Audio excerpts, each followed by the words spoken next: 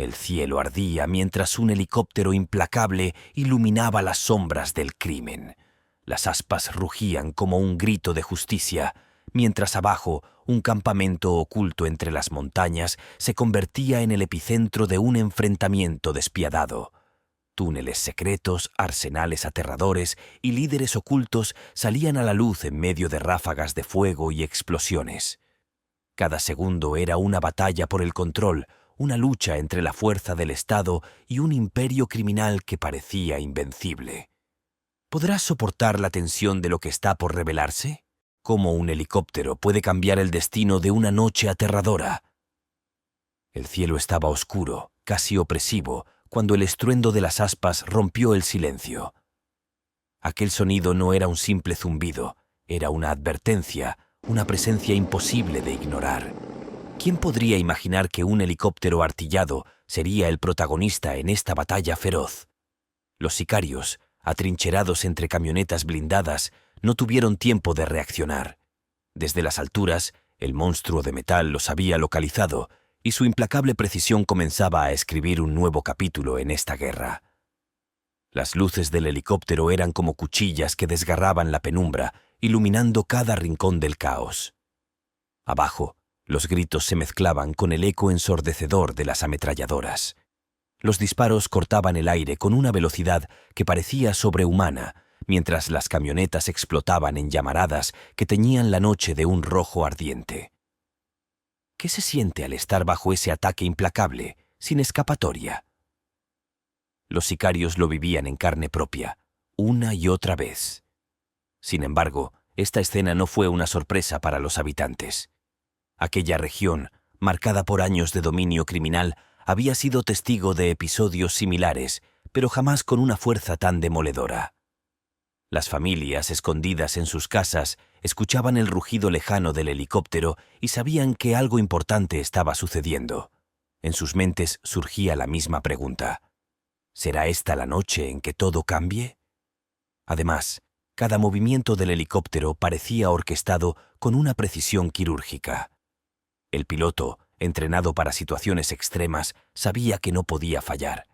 Desde el aire, observaba cómo los sicarios intentaban reorganizarse, pero la ventaja estaba del lado de las fuerzas militares. Ráfagas, explosiones y caos, una danza mortal que seguía su curso sin interrupción. Pero esta no era solo una batalla entre el helicóptero y los sicarios. Era un símbolo, un mensaje claro. El poder del Estado se hacía presente de una manera que no podía ser ignorada. A medida que las horas avanzaban, el terreno se llenaba de escombros, restos de vehículos y, sobre todo, miedo. Los sicarios, que alguna vez habían controlado cada rincón de la región, ahora enfrentaban una fuerza que no podían igualar.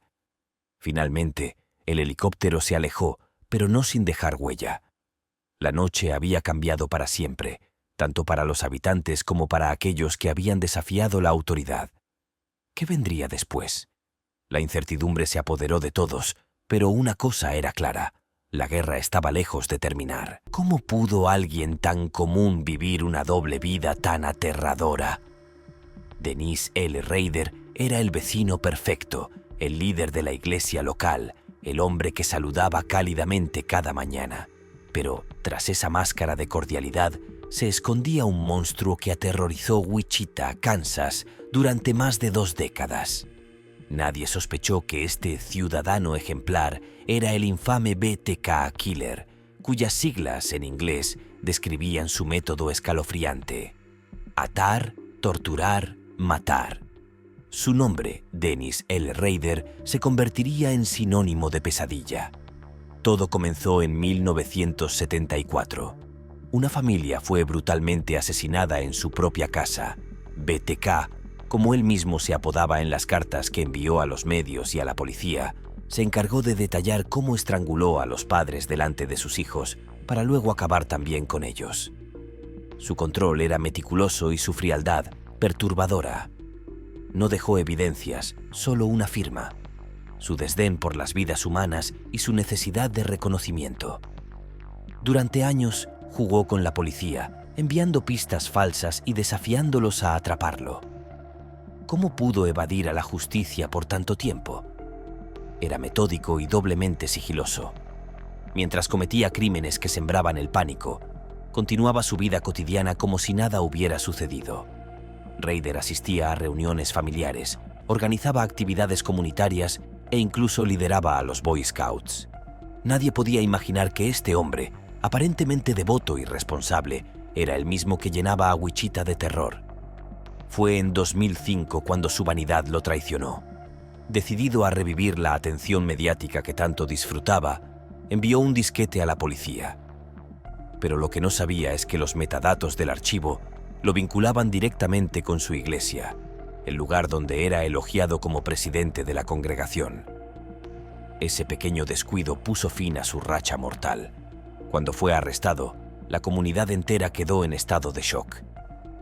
¿Cómo el amable señor Rader podía ser el hombre que atemorizó a toda una ciudad? Durante su juicio, Denise describió cada uno de los 10 asesinatos que confesó con una frialdad que helaba la sangre.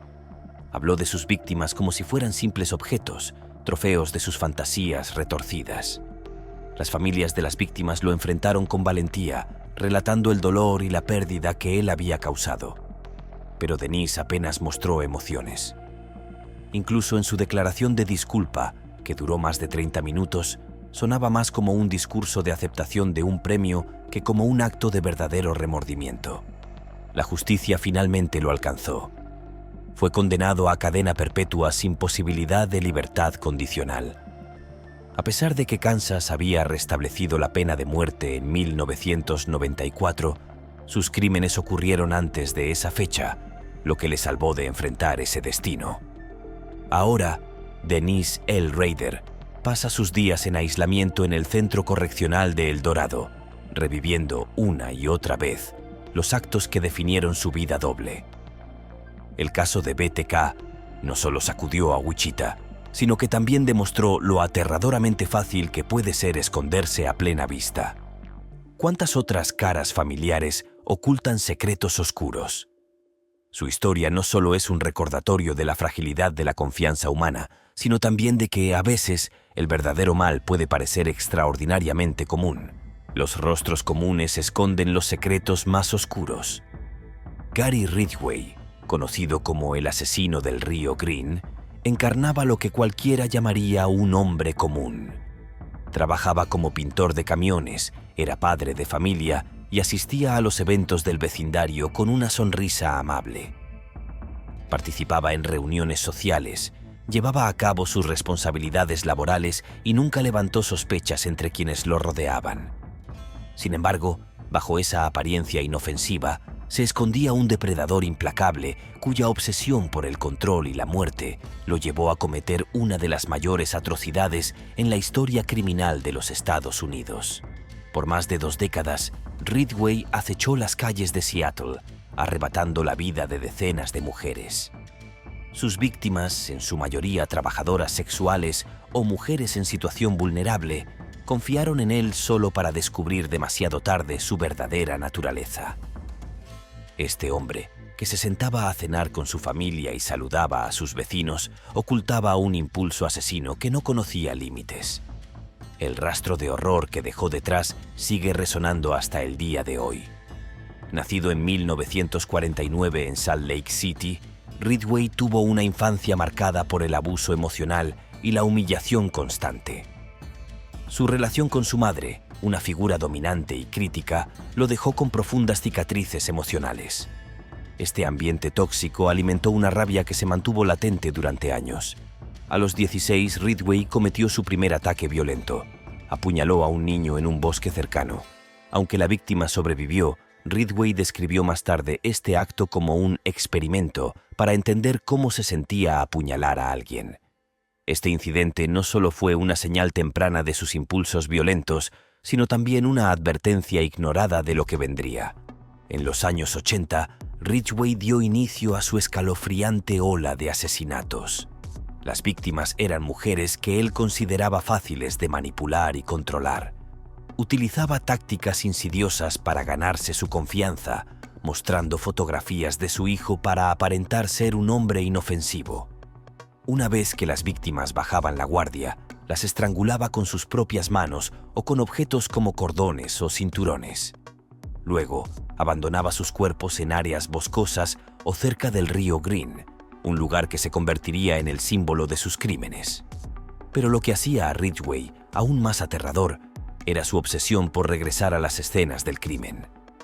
Allí cometía actos necrofílicos con los cuerpos de sus víctimas, mostrando un desprecio absoluto por la humanidad de quienes asesinaba. Durante años, este ciclo de muerte y manipulación continuó sin interrupción, mientras Ridgway seguía llevando una vida aparentemente normal. Iba a trabajar, compartía tiempo con su familia y no dejaba que su fachada se resquebrajara ante nadie. Durante casi 2 décadas, la policía de Seattle intentó detenerlo, pero Ridgway era un maestro en pasar desapercibido. Cambiaba patrones, dejaba pocas pruebas y, sobre todo, se aseguraba de no levantar sospechas. Sin embargo, en el año 2001, un análisis de ADN lo vinculó finalmente con varias escenas del crimen. Fue en ese momento cuando su cuidadosa fachada se derrumbó, revelando al verdadero monstruo que había permanecido escondido durante tanto tiempo. En el tribunal, Ridgway se declaró culpable de 48 asesinatos, aunque más tarde admitió que el número real era mucho mayor. Durante su juicio, declaró con una frialdad que heló la sangre de todos los presentes: «Maté a tantas mujeres que me cuesta recordarlas». Esa frase encapsulaba no solo su indiferencia, sino también la manera en que deshumanizaba a sus víctimas. Pero incluso en medio de este sombrío proceso, ocurrió algo inesperado. Un familiar de una víctima se levantó y, en lugar de condenarlo con palabras de odio, le ofreció perdón. Este acto de compasión rompió por primera vez la máscara de Ridgway, quien lloró en silencio, aunque esos breves momentos de vulnerabilidad no bastaron para borrar el legado de dolor que dejó. Finalmente, Ridgway fue condenado a 48 cadenas perpetuas consecutivas sin posibilidad de libertad condicional. Ahora pasa sus días en una celda de la prisión estatal de Washington, donde su único acompañante es el eco de sus propios crímenes. La pregunta que persiste es inquietante. ¿Cómo pudo un hombre tan corriente ocultar un lado tan oscuro durante tanto tiempo? El caso de Gary Ridgway no solo estremeció a una comunidad, sino que también plantea una verdad aterradora. El mal no siempre tiene un rostro reconocible. A menudo se esconde detrás de una sonrisa amigable o una fachada de normalidad, camuflándose en las vidas cotidianas de personas aparentemente inofensivas. Su historia no solo es un recordatorio de los peligros de la confianza ciega, sino también de lo poco que sabemos sobre quienes nos rodean. ¿Qué tan bien conocemos realmente a los que caminan junto a nosotros? Los demonios internos siempre encuentran una salida mortal. Kenneth Bianchi tenía todo para construir una vida prometedora. Con un coeficiente intelectual superior al promedio y una familia adoptiva que le ofreció estabilidad, parecía destinado al éxito. Pero detrás de esa fachada respetable se escondía una mente profundamente perturbada. En la década de 1970, Bianchi, junto a su primo Angelo Buono, se convirtió en uno de los dúos criminales más infames en la historia de Los Ángeles. Sus atroces crímenes llenaron de terror a una ciudad entera y revelaron un nivel de maldad que pocos podían imaginar. La historia comenzó en 1976, cuando Bianchi se mudó a California con la esperanza de un nuevo comienzo. Allí, el reencuentro con su primo Buono marcó un giro fatal en su vida. Al principio, su plan consistía en controlar y explotar a mujeres mediante la prostitución. Pero lo que comenzó como una actividad ilícita escaló rápidamente hacia algo mucho más siniestro: tortura y asesinato. Juntos, secuestraron, agredieron y asesinaron a 10 mujeres, cuyos cuerpos fueron abandonados en las colinas de Los Ángeles. Estos crímenes les valieron el apodo de los estranguladores de Hillside, un nombre que quedó grabado en la historia criminal. ¿Qué hacía a sus crímenes tan escalofriantes? Bianchi y Buono eran maestros de la manipulación. Se disfrazaban de policías, utilizando su falsa autoridad para ganar la confianza de mujeres jóvenes, muchas de ellas trabajadoras sexuales o en situación vulnerable. Una vez bajo su control, las llevaban a un lugar apartado, donde las sometían a formas de tortura inimaginables antes de quitarles la vida. En algunos casos, utilizaban métodos como la inyección letal, descargas eléctricas e incluso envenenamiento por monóxido de carbono. Su capacidad para infligir dolor y humillación iba más allá de lo que la mayoría podía comprender. Mientras el pánico se apoderaba de Los Ángeles, Bianchi continuaba llevando una vida aparentemente normal. Trabajaba, mantenía relaciones sociales e incluso tuvo la audacia de solicitar empleo en el Departamento de Policía de Los Ángeles, donde llegó a acompañar a los oficiales en la búsqueda de los responsables de los crímenes que él mismo cometía. Su habilidad para mimetizarse con la sociedad era tan perturbadora como sus propios actos. Pero en 1979, su fachada comenzó a desmoronarse. Tras mudarse a Bellingham, Washington, Bianchi cometió 2 asesinatos por su cuenta. Fue durante su detención que intentó un último truco desesperado para evadir la justicia. Alegó tener un trastorno de personalidad múltiple y afirmó que una personalidad alternativa llamada Steve Walker era la responsable de los crímenes.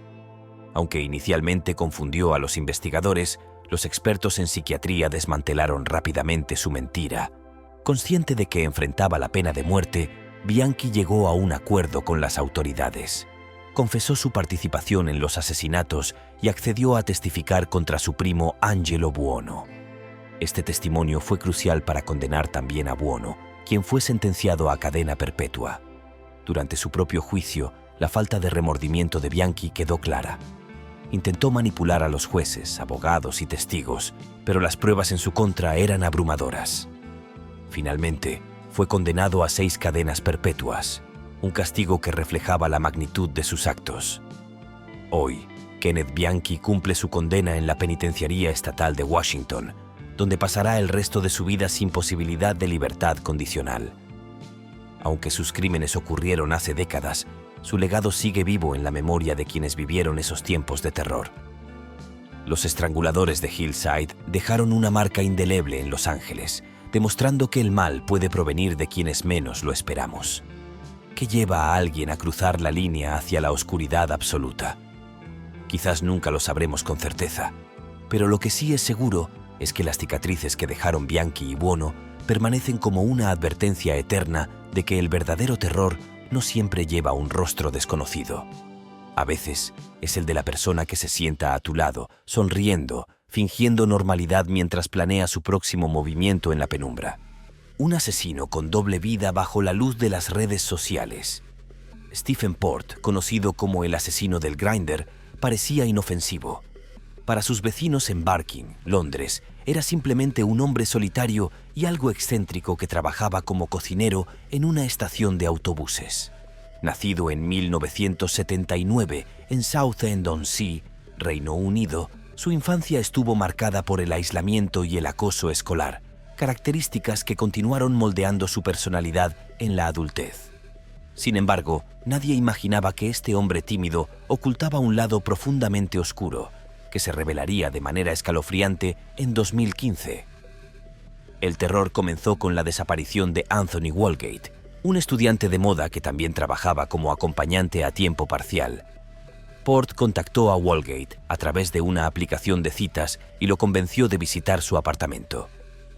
Allí lo drogó con GHB, una sustancia comúnmente asociada a agresiones sexuales, y lo dejó morir.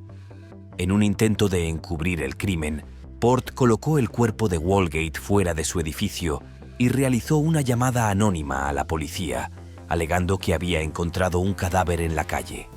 Este acto frío y calculador fue solo el principio. Durante los meses siguientes, aparecieron más cuerpos en circunstancias perturbadoramente similares. Gabriel Kovari, Daniel Whitworth y Jack Taylor fueron drogados con GHB, agredidos sexualmente y asesinados. Los cuerpos de estos hombres jóvenes fueron encontrados cerca de un cementerio, colocados deliberadamente en posiciones que intentaban sugerir suicidios o muertes accidentales. En el caso de Whitworth, Port incluso redactó una falsa nota de suicidio para desviar la atención hacia un presunto arrepentimiento por otro de los crímenes, manipulando la narrativa y confundiendo aún más a las autoridades. ¿Cómo logró Port evitar la justicia durante tanto tiempo? La respuesta radica en los errores iniciales de la investigación. A pesar de las similitudes entre los casos y las ubicaciones de los cuerpos, las autoridades no lograron conectar los puntos clave en un principio. La falta de coordinación y seguimiento permitió que Port continuara actuando impunemente. Fue gracias a la incansable presión de las familias de las víctimas, especialmente la de Jack Taylor, que los casos fueron reexaminados. Finalmente, se identificó el vínculo entre los crímenes y el nombre de Stephen Port salió a la luz.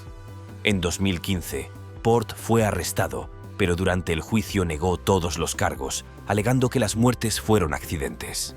Sin embargo, las pruebas eran contundentes. Las compras de grandes cantidades de GHB, los registros de sus conversaciones en aplicaciones como Grindr y los testimonios de sobrevivientes pintaron una imagen clara de un hombre manipulador, frío y calculador, que se aprovechaba de la confianza de sus víctimas. En 2016, el tribunal lo declaró culpable de 4 asesinatos y múltiples agresiones sexuales. El juez que dictó la sentencia describió sus crímenes como de una crueldad tan extrema que la única pena adecuada es que pase el resto de su vida en prisión. Port fue condenado a cadena perpetua sin posibilidad de libertad condicional y actualmente cumple su condena en la prisión de alta seguridad de Belmarsh, donde permanece aislado debido a la notoriedad de sus crímenes. Este caso no solo dejó una marca indeleble en Londres, sino que también generó preguntas urgentes sobre la seguridad en las plataformas de citas y las fallas en la investigación inicial. Port aprovechó la anonimidad y la falta de controles en estas aplicaciones para seleccionar y atacar a sus víctimas, mostrando lo fácil que puede ser explotar la confianza de otros en un mundo digital. ¿Cuántos depredadores como Port acechan tras las pantallas?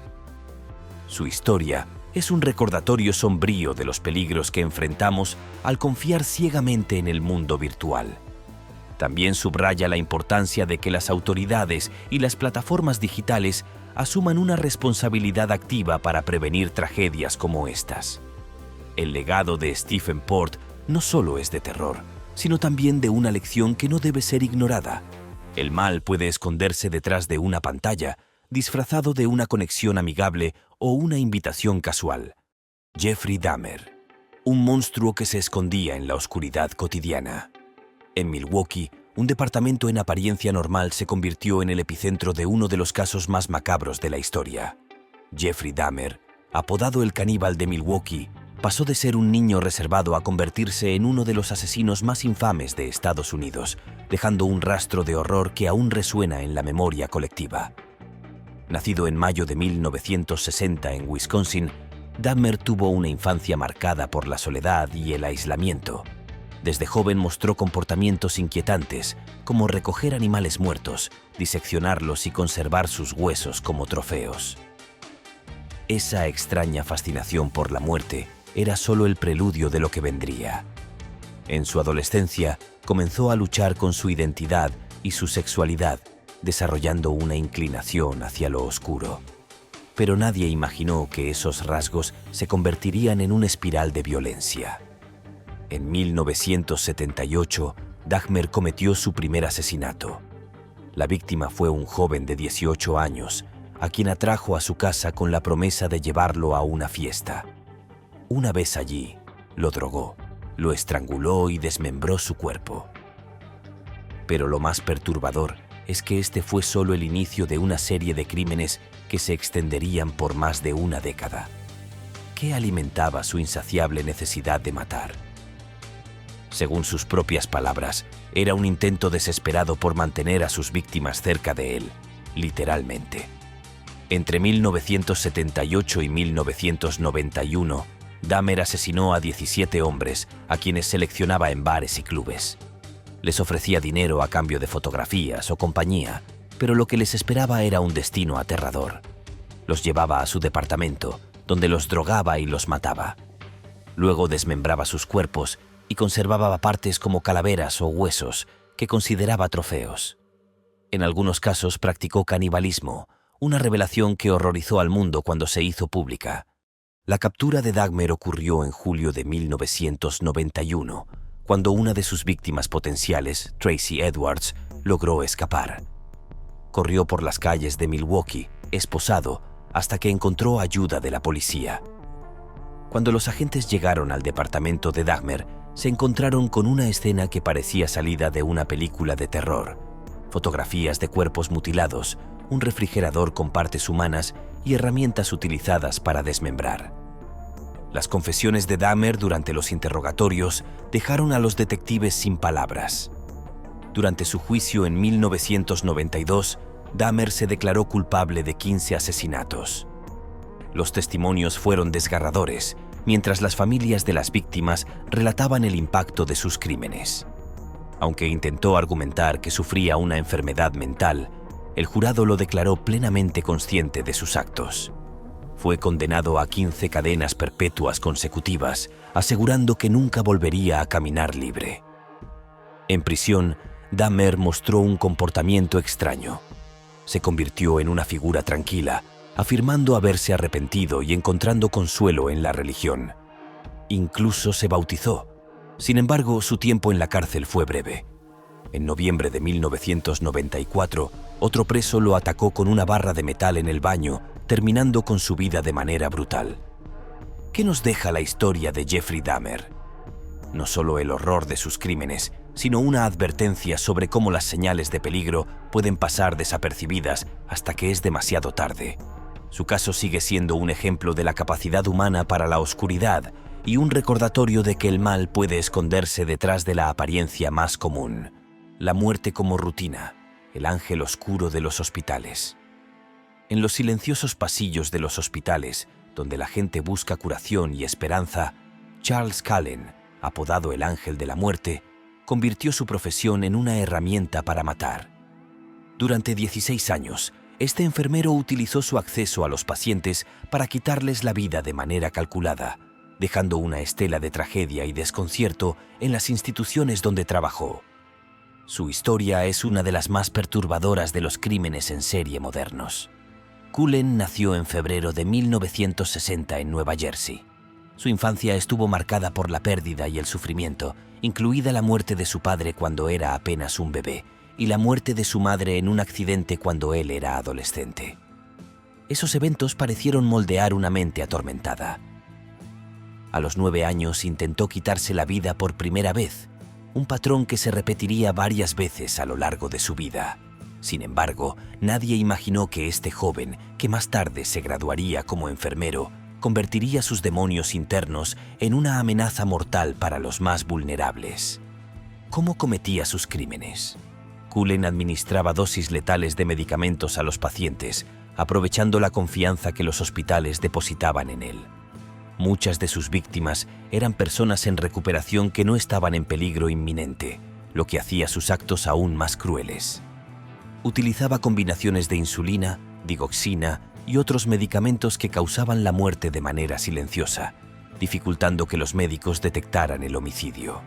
Entre 1987 y 2003, Cullen trabajó en varios hospitales de Nueva Jersey y Pensilvania, cambiando de empleo frecuentemente. Los motivos de esos traslados eran sospechas o irregularidades en su comportamiento, pero las instituciones evitaban denunciarlos, prefiriendo despedirlo discretamente. Este silencio permitió que Cullen continuara matando en cada nuevo lugar donde trabajaba. Las investigaciones posteriores revelaron que al menos 29 muertes estaban directamente vinculadas a él, aunque algunos creen que la cifra real podría superar las 400 víctimas, lo que lo convertiría en uno de los asesinos en serie más letales de la historia moderna. El arresto de Cullen en 2003 marcó el final de su aterradora carrera. Fue capturado después de que un hospital comenzara a notar patrones inusuales en los registros de pacientes y en los suministros de medicamentos. Durante los interrogatorios, Cullen confesó sus crímenes con una frialdad escalofriante, afirmando que lo hacía para aliviar el sufrimiento de los pacientes. Sin embargo, muchas de sus víctimas no estaban cerca de la muerte, lo que deja en claro que su motivación era mucho más oscura. En el juicio, celebrado en 2006, Cullen fue condenado a 18 cadenas perpetuas consecutivas sin posibilidad de libertad condicional. Durante el proceso, mostró una actitud desafiante, interrumpiendo al juez en varias ocasiones, lo que llevó a que se le amordazara en el tribunal. Las familias de las víctimas enfrentaron con valentía al hombre que les había arrebatado a sus seres queridos, relatando historias de dolor y pérdida que resonaron en la sala. Actualmente, Cullen permanece recluido en una prisión de máxima seguridad en Nueva Jersey, donde ha cooperado con las autoridades para identificar a más víctimas. Su caso no solo sacudió a la comunidad médica, sino que también generó reformas en los sistemas de control de los hospitales, obligándolos a ser más transparentes y a realizar un seguimiento más riguroso del personal médico. ¿Qué se necesita para detectar el mal cuando se oculta detrás de un uniforme? La historia de Charles Cullen es un recordatorio de que incluso en los lugares más sagrados y protegidos, como un hospital, la oscuridad puede infiltrarse, disfrazada de ayuda y compasión.